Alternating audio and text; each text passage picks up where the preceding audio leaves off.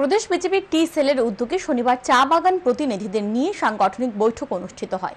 প্রদেশ BJP কার্যালয়ে আয়োজনে এই বৈঠকে উপস্থিত ছিলেন প্রদেশ বিজেপি সভাপতি রাজীব ভট্টাচার্য, পশ্চিম ত্রিপুরা লোকসভা আসনের বিজেপি প্রার্থী বিপ্লব কুমার দেব, পূর্ব ত্রিপুরা লোকসভা আসনের বিজেপি প্রার্থী কৃতি সিং দেববর্মন সহ অন্যান্যরা। সাংগঠনিক বৈঠকে আলোচনা করতে গিয়ে প্রদেশ বিজেপি সভাপতি রাজীব ভট্টাচার্য জানান, চা বাগান প্রতিনিধিদের নিয়ে বৈঠক করার মূল উদ্দেশ্য হচ্ছে 19 এপ্রিল পশ্চিম ত্রিপুরা লোকসভা আসনে নির্বাচন অনুষ্ঠিত হবে, পাশাপাশি 26 এপ্রিল অনুষ্ঠিত হবে পূর্ব ত্রিপুরা লোকসভা আসনের নির্বাচন।